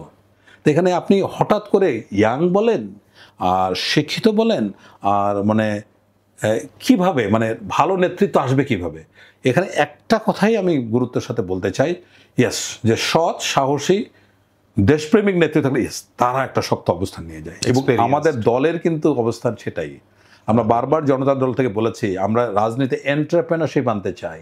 আমাদের পরবর্তী নির্বাচন আমাদের লক্ষ্য নয়, আমাদের লক্ষ্য হলো পরবর্তী প্রজন্ম, আমাদের ছেলেমেয়েদের জন্য একটা ভালো বাংলাদেশ আমরা রেখে যেতে চাই। আমি একজনের পোস্ট দেখে খুব মজা পেয়েছিলাম, এত সুন্দর করেছে যে আমরা বিদায় নিচ্ছি পৃথিবী থেকে, কিন্তু আমাদের ভবিষ্যৎ প্রজন্মকে একটা বড় ধরনের দুশ্চিন্তার মধ্যে ফেলে যাচ্ছি, কারণ চারদিকে শুধু ফেরেস্তা আর ফেরেস্তা। এখন যারা দেখছি সবাই ফেরেস্তা, কোনো মানুষ এখানে নেই, এই হলো স্ট্যান্ডার্ড। এই জন্যই তো আমাদের সংখ্যাটা। তো সেখানে আমি বলবো যে যদি আমরা সৎ সাহসী দেশপ্রেমিক আদর্শ নেতৃত্বান্তরিক নেতা কে? নেতা হলো যে ডায়াসে দাঁড়িয়ে 5 বছর 10 বছর 20 বছর 25 বছরে বাংলাদেশকে দেখতে পারে। নেতা যে দেখতে পারে আমার এই শিশু সন্তান সে ডক্টর হচ্ছে, সে ইঞ্জিনিয়ার হচ্ছে, সে শিক্ষক হচ্ছে, সে সমাজসেবী হচ্ছে, সে ভালো কৃষক হচ্ছে। এটাকে তৈরি করার জন্য কি আপনার যে শিক্ষা ব্যবস্থা তাতে নৈতিকতা কিছু আছে? আপনি শেখাচ্ছেন যে 1 লিটার দুধের মধ্যে যদি 1/2 লিটার আপনি পানি মিশান তাহলে এটার কি হবে, বা একটা চৌবাচ্চার মধ্যে এই বা একটা সোনার এতটুকু সোনার মধ্যে এতটুকু ভেজাল দিলে, বা 100 টাকার শতকরা সুদ এই সুদ কষা দিয়ে এই মিশ্রণ করে ভেজাল দিয়ে যে জাতিকে আপনি তৈরি করছেন, ওইটা বাগধারা শেখাচ্ছেন, শাক দিয়ে মাছ ঢাকা, আঙ্গুল ফুলে কলা গাছ, পালের গোদা, অহিনুকুল, মানে কি বলে সাপে নেউলে। এগুলি মানে বাগধারা শিখছে, ওইদিকে শতকরার হিসাব শিখছে, তারপরে আপনার শাক দিয়ে মাছ ঢাকার মতো কথা শিখছে, অন্ধের নড়ি।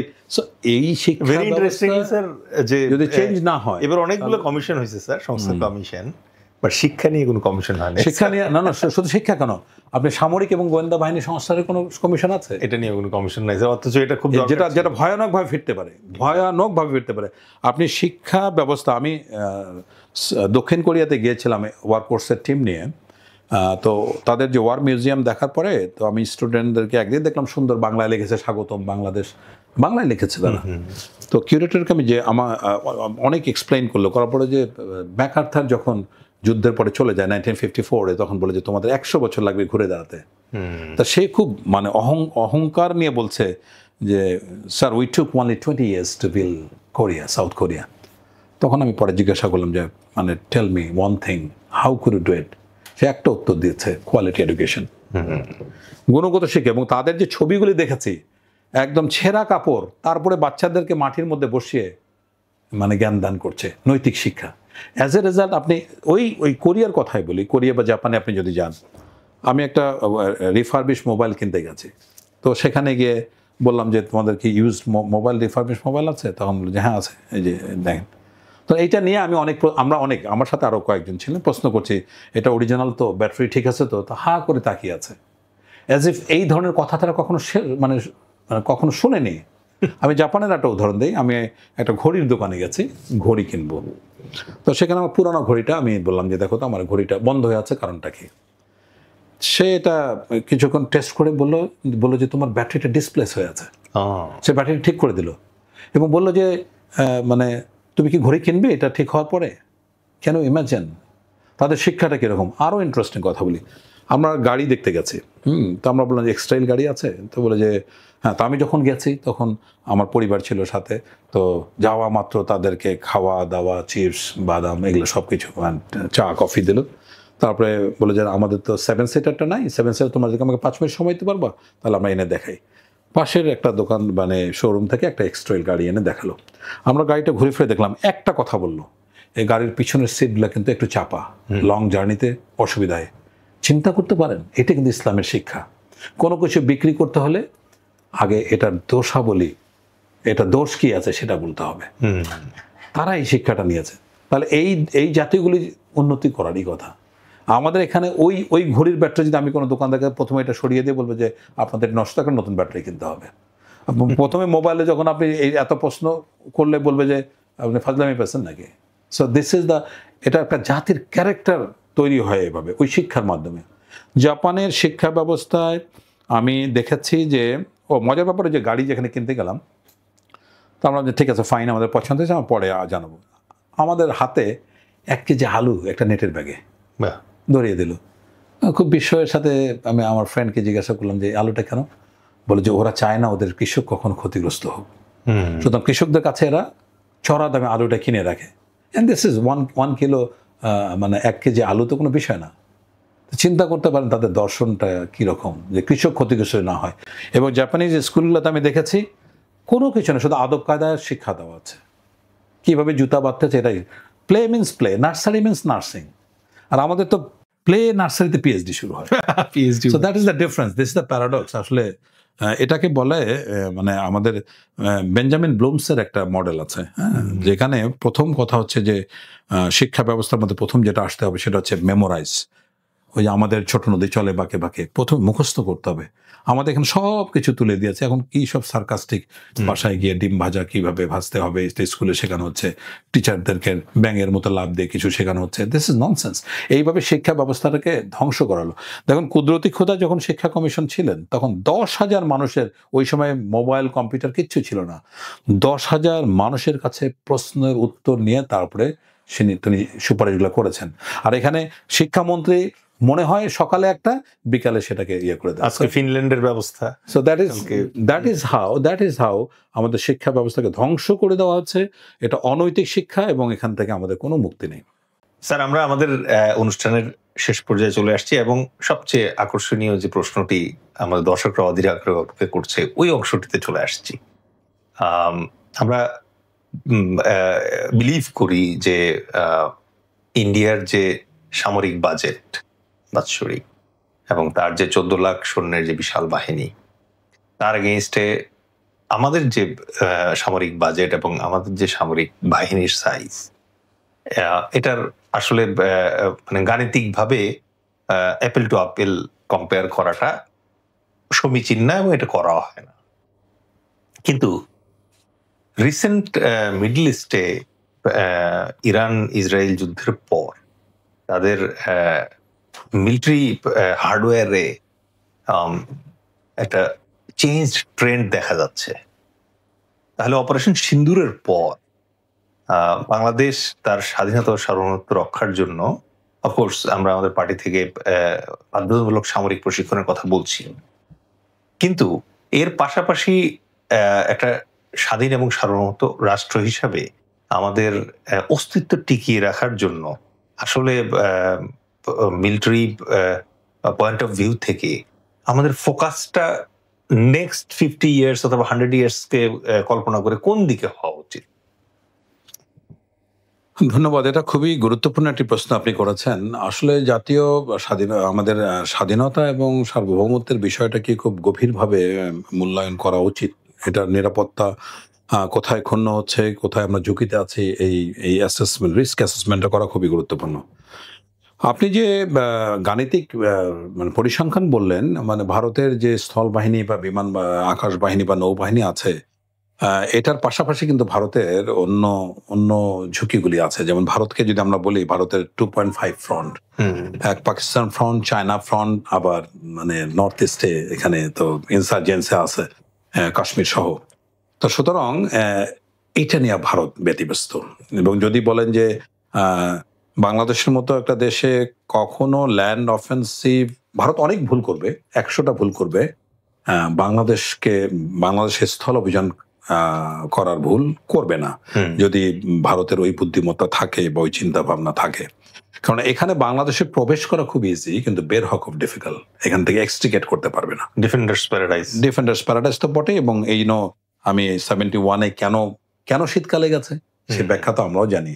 কারণ এই একটা সময় যখন চাইনিজ বর্ডার ক্লগড হয়ে যায়, চাইনিজ বর্ডার বরফে আচ্ছন্ন হয়ে যায়, আসতে পারবে না। সো অনেক কিছু হিসাব করে আবার যে 3:1 রেশিও ধরেন, সেখানে মানে অ্যাটাকিং ফোর্স, এবং ঢাকার মতো জায়গা, কিন্তু ঢাকা শহরের মতো জায়গাকে ফাইটিং ইন বিল্ড আপ এরিয়ার পারসেপশনে গেলে নাইটমেয়ার, 6 মাস থেকে 1 বছরও পারবে না, 6 টাইমস। এবং দ্য বিল্ড আপ এরিয়ার অ্যাটাকিং স্ট্রেংথ হচ্ছে 6:1। তো সব মিলে আমি যদি বলি খুব স্বল্প কথায়, স্থল শক্তিতে মানে বাংলাদেশ কিন্তু অনেক উপরে ভারতের, এইভাবে বলবো, বিকজ তার অন্যান্য থ্রেটগুলোকে বিবেচনা করি। কিন্তু আমরা যে সাম্প্রতিক সময়ের যে যুদ্ধ দেখছি বা সংঘর্ষ সংঘাত দেখছি, এটা কিন্তু আকাশ যুদ্ধ। এবং ডিটারেন্স গেইন করাটা ভেরি ইম্পর্টেন্ট ইম্পর্টেন্ট এই জায়গাটা। এখন আমরা সুতরাং আমাদেরকে চিন্তা করতে হবে আমি আকাশ প্রতিরক্ষার এই সাইডটাতে আমি কিরকম, এখানে আমাদের যথেষ্ট কাজ করার সুযোগ আছে। মূলত যে কথাটা আপনি বলেন ডেটারেন্স, যুদ্ধকে অ্যাভয়েড করার জন্য সবচেয়ে গুরুত্বপূর্ণ এলিমেন্ট হচ্ছে ডেটারেন্স। ডেটারেন্সকে এটাকে বাংলায় যদিও বাধা বলা হয়, ডেটারেন্স থিওরি বাধা তত্ত্ব, কিন্তু আমি এটার সাথে একমত না এই কারণে, কারণ ডেটারেন্সের সংজ্ঞা অনুযায়ী যেটা বলা হচ্ছে, যদি এটা নিউক্লিয়ার ডেটারেন্স থেকে আসছে, এটা ব্রিটিশ একজন পররাষ্ট্রমন্ত্রীর মানে ব্রেন চাইল্ড, নিউক্লিয়ার ডেটারেন্স থেকে এই ডেটারেন্স করা। ডেটারেন্স হচ্ছে এমন একটা ব্যবস্থা, এটা যদি আপনার থাকে তাহলে আপনার শত্রু আপনার বিরুদ্ধে যেটা চিন্তা ভাবনা করেছিল সেই কোর্স অফ অ্যাকশন থেকে সরে আসে। তার মানে ভারত এখন চিন্তা করছে বাংলাদেশে ল্যান্ড অফেন্সিভ করবে, মিয়ানমার চিন্তা করে ল্যান্ড অফেন্সিভ করবে। যদি আপনার ওই জিনিসটা থাকে তাহলে এই জিনিসটা কি?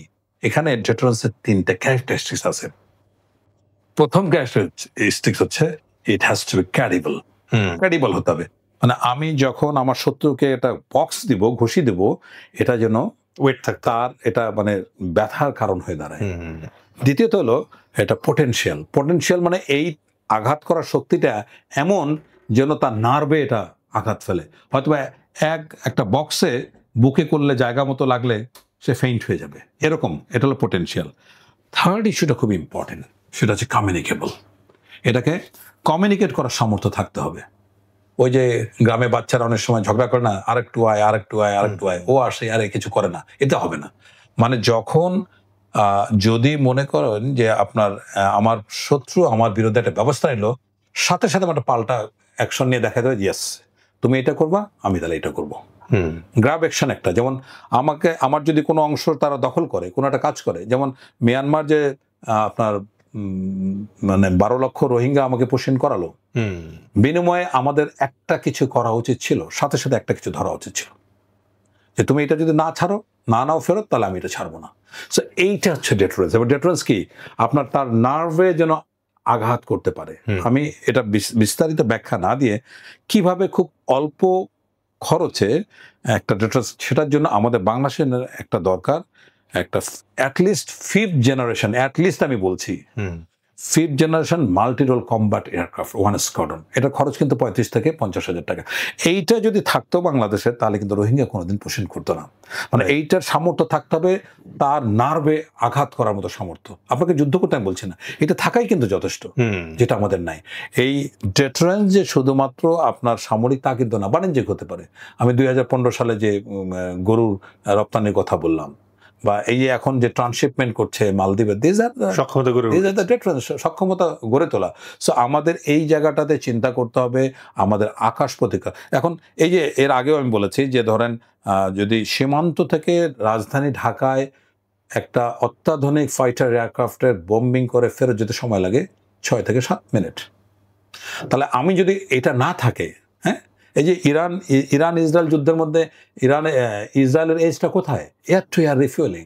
এটা দিয়ে F-35 তারা অপারেশন করে, ওয়ারাজ ইরানের আছে Su-24, এটা 3rd জেনারেশন এয়ারক্রাফট, এটাতে পারছেন। এবং এই যে দেখুন, সবচেয়ে মজার ব্যাপার, এই ইসরায়েল ইরান যে যুদ্ধ হলো, লাস্ট উইকের ডেভেলপমেন্ট আমি বলছি, ইজিপ্ট, সৌদি আরব, ইরান, প্রত্যেকটা দেশ এখন অস্থির হয়ে গেছে তাদের ক্যাপাবিলিটি বাড়ানোর জন্য। সবাই F-35 খুঁজছে, ইজিপ্ট তো F-35 খুঁজছে।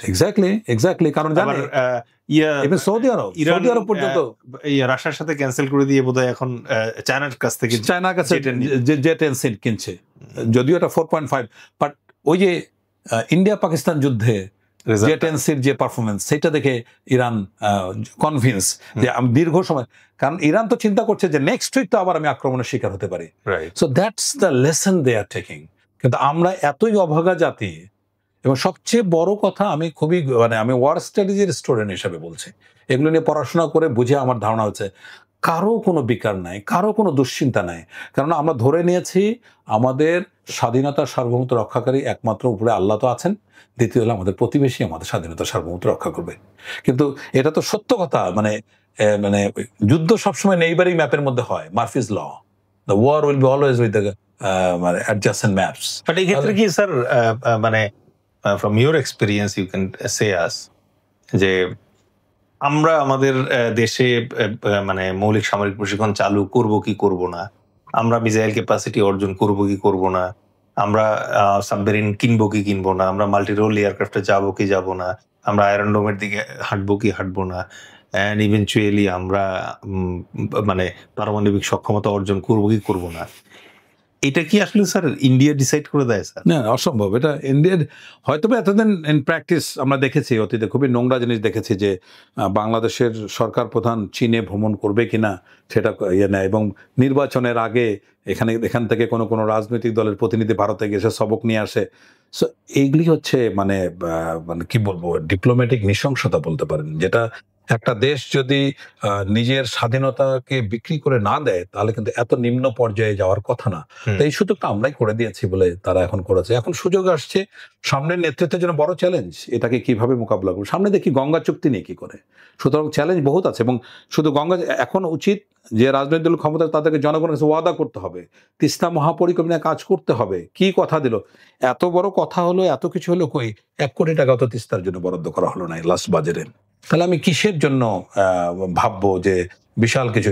সুতরাং এই সরকার তাদের পক্ষে সম্ভব না। পরবর্তী রাজনৈতিক সরকার যারা আসবে, এখন মানুষ সচেতন হতে শুরু করেছে, মানুষ জানতে শুরু করেছে, তাদের অধিকার সব বুঝতে শুরু করেছে। এখন আর ওইভাবে মানে কোনো রকম মানে বুঝিয়ে শুনিয়ে আমরা অবশ্যই 71-এর জন্য ভারতকে কৃতিত্ব দিব, তারা আমাদের পাশে ছিল, সহযোগিতা, এভরিথিং ইজ ফাইন, কিন্তু তার মানে এই নয় আমাদের স্বাধীনতা সার্বভৌমত্ব প্রত্যেকটা সিদ্ধান্ত নেওয়ার ক্ষেত্রে তারা হস্তক্ষেপ করবে। চোখে চোখ রেখে সম্পর্ক মেনটেন করার এখন বড় চ্যালেঞ্জ আমাদের সামনে দাঁড়িয়েছে। কিন্তু আনফরচুনেটলি স্যার, ওই ঐক্যমত কমিশনের এজেন্ডায় তো স্যার আমরা ফরেন পলিসির ব্যাপারটা দেখছি না। ফরেন পলিসির ব্যাপারে আসলে আমিও মানে এটা বিস্ময়ের সাথে লক্ষ্য করলাম যে শুধু ফরেন পলিসি নয়, সামরিক বাহিনীর বা সামরিক সংস্কার কিছু দরকার ছিল, গোয়েন্দা বাহিনীর সংস্কার কিছু কথা ছিল, শিক্ষা সংস্কার এগুলিকে নিয়ে কোনো ধরনের আমার মনে হয় যে এটা এত কঠিন এবং জটিল বিষয়, এখানে ছোটোখাটো বিষয় আর্টিকেল 70 থাকবে কি থাকবে না সেটা অনেক কষ্ট মষ্ট করে কিছু কিছু ক্লজ দিয়ে এটা বাস্তব, আর পররাষ্ট্রনীতির মতো বড় বিষয় সামলাতে পারবে না, এটা সম্ভব হবে না। তবে পররাষ্ট্রনীতি আমাদের অবশ্যই পরিবর্তন করা। পৃথিবীর কোনো দেশে এরকম নাজুক, দুর্বল, নতজানু পররাষ্ট্রনীতি পৃথিবীর কোথাও নেই। আমি স্পষ্ট যে কোরিয়ার কিউবার পররাষ্ট্রনীতি জানেন, স্ট্রাইক ইউএস ইন্টারেস্ট, একদম নাকের ডগার উপরে বসে।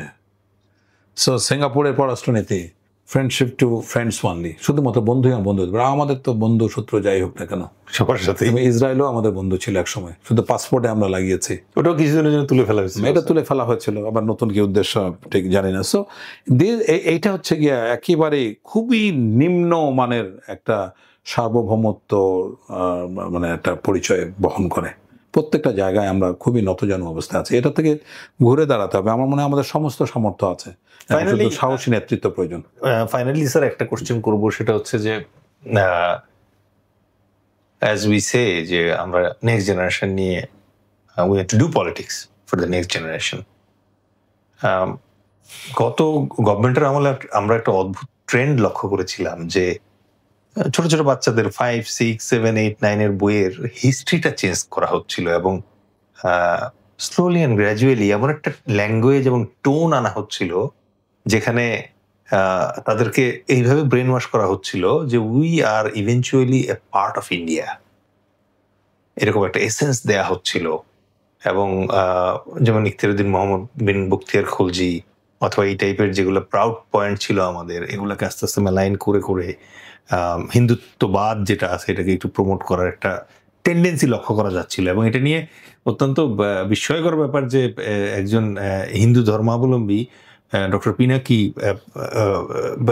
উনি এটা ফার্স্ট নোটিস করলেন যে আমাদের এডুকেশনাল কারিকুলামে, বিকজ আমি ওনার সাথে লেখালেখির সুবাদে ওনার সাথে পরিচয় আছে, he has got a few very good history বুক যেটা লিখছেন উনি, মানে হিস্ট্রিতে ওনার দখল আছে। তো তার প্রেক্ষিতে উনি নোটিস করলেন, যেটা আমিও নোটিস করেছিলাম তখন, যে সিস্টেমেটিক্যালি হিস্ট্রিতে একটু হিট করা হচ্ছে সো দ্যাট আমাদের নেক্সট জেনারেশন একটু প্রো ইন্ডিয়ান ফিল করে। তো আপনার কাছ থেকে আজকে আলোচনায় আমরা যে বাস্তবতা দেখলাম তাতে হচ্ছে যে প্রকারান্তে আমরা যদি এখনই ডিফেন্স আমাদের না রেডি করি, যেমন পরকালের জন্য ডিফেন্স হচ্ছে এখন নামাজ পড়া, রোজা করা, আর একই রকম ভাবে ইহকালের ডিফেন্স বলতে আমাদের আসলে আদারওয়াইজ প্রো বাংলাদেশি হওয়া ছাড়া কোনো অপশন নাই হাতে। এবং আমাদের যেহেতু দুইটা মাত্র প্রতিবেশী, সো ইন্টারন্যাশনাল থিওরি অনুযায়ী যে পটেনশিয়াল এনিমি হচ্ছে এরাই। তাহলে এই প্রেক্ষিতে আপনি কি ফিল করেন যে আমাদের বাচ্চাদের এডুকেশনাল কারিকুলামে আস্তে আস্তে এই যে মাদারল্যান্ড ফাদারল্যান্ড যে একটা মানে ডমিনেন্স, তারপরে পার্শ্ববর্তী রাষ্ট্রের উপরে আননেসেসারি ডিপেন্ডেন্সি কমানো, এবং ট্রুলি আমাদের বাচ্চাদের সাইকিটা গড়ে তোলা যে in case of any war enemy is single, actually তাদের মাইন্ডটাকে সেট করতে পারি কিনা? আমরা আমাদের দলের যেটা মূল উপজীব্য, যে আমরা বলছি যে our target is not election, our target is next generation. এখন ভবিষ্যৎ প্রজন্মের নিরাপত্তার জন্য সবচেয়ে আমি গুরুত্বপূর্ণ যে বিষয় যেটা দেখি, এটাকে নৈতিক শিক্ষা। সুতরাং আমাদের পুরা নৈতিক শিক্ষাকে একেবারেই ঢেলে সাজাতে হবে। কিন্তু আমাদের সমস্যা তো আমরা খালি ঢালি আর সাজাতে ভুলে যাই বা অন্য কারণে সাজাই না। কারণ কথা হলো যে প্রাথমিকভাবে একটা শিশুকে আপনি দেখুন তার বাল্য শিক্ষা, আমাদের ছোটবেলায় বাল্য শিক্ষা আমরা মদন মোহন তর্কলঙ্কার একটা বই পড়তাম, যে সকালে উঠি আমি মনে মনে বলি। হাতে এখন কি হচ্ছে, সরেয়তে অজগর, অজগরটে আম, অজগরটে আসছে তেরে, সরেয়াতে আম, আমটা আমি খাবই পেরে। কি মেসেজ আপনি দিতে পারছেন? একটা ছোট শিশু যার কোনো কিছুই এখনো মানে জ্ঞান বুদ্ধি ডেভেলপ করে নাই, তাকে অজগরের মতো ভয়ঙ্কর সাপের একটা ভয় দিয়ে কেন শিখাতে হবে? দ্বিতীয় হলো যে আম, ওই আমটা ই প্রত্যয় দিয়ে খাবই পেরে, কার আম খাওয়া ঠিক হবে কিনা। সো এগুলা যে নৈতিকতা থেকে কত দূরে। অথবা বাদ দেন, রেলগাড়ি ঝমঝম পা ফুলে আলুর দম, কি শিক্ষা আপনি দিচ্ছেন? হাট্টিমা টিম টিম তারা কি পারে, ঘোড়ার ডিম ইত্যাদি, এইটা কোনো নৈতিক শিক্ষা আছে এর মধ্যে? তাহলে ওই যে সকালে উঠে আমি মনে মনে বলি যে ওই যে মদন মোহন তর্কলঙ্কার যে শিক্ষা, এটা তো হাজার হাজার কোটি কোটি গুণ ভালো একটা শিক্ষা ব্যবস্থা ছিল। তো আপনার শিশুকে, আমাদের শিক্ষা ব্যবস্থার সমস্যা কি? একটা শিশু সে জন্মের পরে ভালো কাজ করলে তার মা বাবা তাকে হাততালি দেয়, পুরস্কার দেয়, সেটাকে পছন্দ করে। আবার যখন একটু দুষ্টামি করে, কোনো কিছু ধরতে যায়, তখন শাসন করে। তাহলে তার একটা ধারণা হয় যে ভালো কাজ করলে পুরস্কার পাওয়া যাবে, আর দুষ্টামি করলে বকা খেতে হবে, শাসন করবে। স্কুলে গিয়ে তাই, যে যখন সে লেখাপড়া করে, যে ভালো পড়াশোনা পাচ্ছে, তখন শিক্ষক তাকে আদর করছে বা গুড ওয়েল ডান বলছে। আবার যখন পারছে না, তখন তাকে শাস্তি দিচ্ছে বা বকাবকি করছে। সো স্টিল যখন শিক্ষা জীবনে সে থাকে, ততক্ষণ পর্যন্ত সে দেখছে যে ভালো কাজের জন্য ভালো, খারাপ। কিন্তু যখন সে কর্মজীবনে প্রবেশ করে, তখন কিন্তু প্রত্যেক ভালো কাজের জন্য পুরস্কারও হয় না, আর প্রত্যেক খারাপ কাজের জন্য শাস্তিও হয় না। তখন করে কি, এটা মার্ক টুয়েনের একটা কথা, তখন তার সুবিধা অনুযায়ী ভালোর জায়গায় ভালো কাজটা করে, খারাপের জায়গায় খারাপ, যেখানে তার স্বার্থ যায়। সো এই একটা বিষয়, মানে এটা হলো কোন ধরনের শিক্ষা ব্যবস্থা, যেখানে সে এতদিন যা শিখে আসছে তার সাথে বাস্তবে মিল পাচ্ছে না। প্রকারান্তে আপনি চিন্তা করুন যে শিশুটার পিতা অবৈধ উপার্জন করে, মানে তার কিন্তু তার ছেলে কত টাকা খরচ করলো, কি বাইক, মানে বাইক চাচ্ছে কিনা, কত দামি মোবাইল, কোনো খেয়াল নাই, পরোয়া নাই। এবং এইরকম যদি হয়, এক অবৈধ টাকায় তো একটা প্রকৃতির নিয়ম আছে, সেই সন্তান মানুষ হতে পারে না। তাহলে অবৈধ উপার্জন, তারপরে মানে অনৈতিক শিক্ষা, তারপরে পরিবেশ, ওই বিকালে বের হচ্ছে তার বন্ধু বান্ধবের সাথে, মানে এখন তো মানে কত ধরনের অপরাধের সাথে জড়িত হচ্ছে। তাহলে এইরকম একটা পরিবেশে আপনি কিভাবে আশা করবেন যে একটা আদর্শ নিরাপদ? যদি ওই প্রজন্ম, ওই শিশু, ওই যুবক, যদি ওই বালক বালিকা যদি নৈতিক শিক্ষা না পায়, নৈতিক জ্ঞান তার না থাকে, মানবতা না থাকে, তাহলে তো অমানুষ হবেই। সুতরাং তাদেরকে যদি আমরা ঠিক করতে চাই, প্রথম আমাদের কাজ করতে হবে নৈতিক শিক্ষা একদম প্রাইমারি লেভেল পর্যন্ত শুরু করতে হবে। অ্যাট দ্য সেম টাইম পরিবারকে একটা মেসেজ দিতে হবে যে নো, দিস ইজ এডুকেশন, এটার বাইরে তোমরা চেও না, তোমাদের বাচ্চা কাচ্চাকে এভাবে নষ্ট হতে দিও না। সো এইরকম আমাদের দলেরও একটা চিন্তা ভাবনা, আমরা প্রথম যে সংস্কারের কাজটা হাতে নেব ইনশাআল্লাহ, সেটা হলো শিক্ষা, নৈতিক শিক্ষাকে দিয়ে আমরা কাজ করতে চাই। এভাবেই সম্ভব। এবং আজকে যে শিশুকে আমরা গড়ে তুলবো 25 বছর পরে, এই যে নৈতিক শিক্ষার কথা বলছি, 25 বছর লাগবে এই জাতিকে লাইন আপ করতে। ততদিনে সে no, this is right baba, you can't do that, this is unfair, I don't want this, আমি এই ধরনের সমৃদ্ধি চাই না, আমার এই ধরনের গাড়ি বাড়ি কিছু দরকার নেই, আমি মানে সৎ উপার্জন করে জীবিকা। এটা হলো এক। দ্বিতীয়ত হচ্ছে, কারো সবচেয়ে বড় কল্যাণ করা হলো তার যোগ্যতা তৈরি করে দেওয়া। স্কিল ডেভেলপ করে দেয়, তাকে যে কোনো একটা ফিল্ডে প্রফেশনে তাকে যদি যথাযথভাবে আমরা গড়ে তুলতে পারি। যে বাংলাদেশের দেখুন প্রায় 1.5-2 কোটি মানুষ দেশের বাইরে আছে, এরা যদি প্রত্যেকে যদি স্কিলড হতো তাহলে রেমিটেন্স তো 4-5 টাইমস বেড়ে যেত। আজকে পৃথিবীর যে জায়গায় যান না কেন দেখবেন ওই সুইপার বা শ্রমিক টাইপের কাজ হচ্ছে এরা করে বাংলাদেশি, আর টেকনিক্যাল কাজ করে পাকিস্তানিরা, ওই যে গাড়ির মেকানিক, এসির মেকানিক এরা পাকিস্তানি, ম্যানেজার হচ্ছে সব ইন্ডিয়ান। হ্যাঁ, ওদের তো ডাইভার্সিটি আছে, ওদের মধ্যে আবার ইন্ডিয়ার মধ্যে শিক্ষা ব্যবস্থা কলুষিত আছে, আবার স্ট্যান্ডার্ড আছে, ইংলিশ আছে, ডাইভার্সিফাইড এডুকেশন ওদের। সুতরাং ওদের এই চয়েসটা আছে, বাট আমাদের এই চয়েসটা নাই। আপনি চিন্তা করেন বাংলাদেশের কওমি শিক্ষা যারা নেয়, মাদ্রাসা, কওমি মাদ্রাসা, তাদের জন্য 2টা মানে পদ তাদের কর্মজীবন, মুয়াজ্জিন হওয়া অথবা মসজিদের ইমাম হওয়া। তাদের কোনো ধরনের টেকনিক্যাল জ্ঞান নাই, কোনো ধরনের ইংরেজি শিক্ষা নেই, কোনো ধরনের লাক্সই প্রযুক্তি সম্পর্কে কোনো ধারণা নাই। তাহলে কিভাবে হবে? এত বড়, কত বড় একটা জনগোষ্ঠী। তাহলে এভাবে মাদ্রাসা শিখে একটা দেশ 9 প্রকারের শিক্ষা ব্যবস্থা আমাদের, চিন্তা করতে পারেন। এবং যারা সচ্ছল, তথাকথিত সচ্ছল বলবো, যাদের প্রচুর টাকা পয়সা আছে, ইংলিশ মিডিয়ামে ছেলেমেয়ের পথে, দে আর ওয়ার্থলেস, কিছুই করতে পারছে না দেশের জন্য। সবার জন্য ইংলিশ মিডিয়ামে এ লেভেল পাশ করে সবাই চলে যাচ্ছে বাইরে। কিন্তু আপনি দেখান তাদের ঘর থেকে, মধ্যবিত্ত নিম্ন মধ্যবিত্ত ঘর থেকে ঢাকা ইউনিভার্সিটিতে, মেডিকেল কলেজে বা বুয়েটে চান্স পাচ্ছে। দে আর দ্য মোস্ট ট্যালেন্টেড। কিন্তু কথা হলো তারাও যে একটা যে নৈতিক মানে বিশাল নৈতিক শিক্ষা তা না, তারাও ওই শিক্ষা জীবন শেষ করে তাদের সুবিধা মতো যেখানে লাভ সেখানেই তারা কাজ করার চিন্তা ভাবনা করছে। তো শিক্ষার দিকে নজর দেওয়া খুবই গুরুত্বপূর্ণ আমি মনে করি। Thank you sir.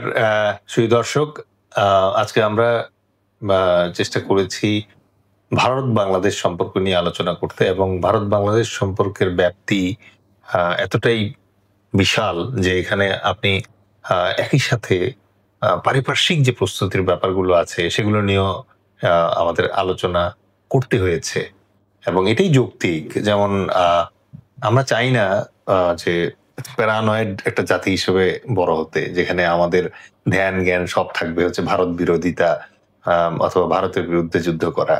বরং আমাদের যেটা টার্গেট থাকবে সেটা হচ্ছে আমাদের যে জনগণ আছে, স্যার যেরকম বললেন যে আমাদের যে ভবিষ্যৎ প্রজন্ম আছে তাদেরকে প্রথমত কনফিডেন্ট করতে হবে যাতে তাদের নৈতিক শিক্ষা প্রপার হয়, তারা ভালোকে ভালো মন্দকে মন্দ বলে যেন চিহ্নিত করতে শেখে। দ্বিতীয়ত যেটা দরকার সেটা হচ্ছে তাদের ব্যক্তিগত স্কিল ডেভেলপ করতে হবে, সো দ্যাট তারা তাদের নিজস্ব ফিউচার গড়ার পাশাপাশি দেশের জন্য অবদান রাখতে পারে। আর তৃতীয়ত, যেটা অলরেডি স্যার একটা অংশে কভার করেছে, সেটা হচ্ছে যে দেশের স্বাধীনতা ও সার্বভৌমত্বের জন্য আমাদের মতো ছোট রাষ্ট্রে প্রত্যেককেই যুদ্ধে অংশগ্রহণ করতে হয়। আর যদি আল্লাহ না করুক ওই পরিস্থিতি কখনো তৈরি হয়, তাহলে কেন আমরা যুদ্ধের জন্য প্রস্তুতিও নেব না?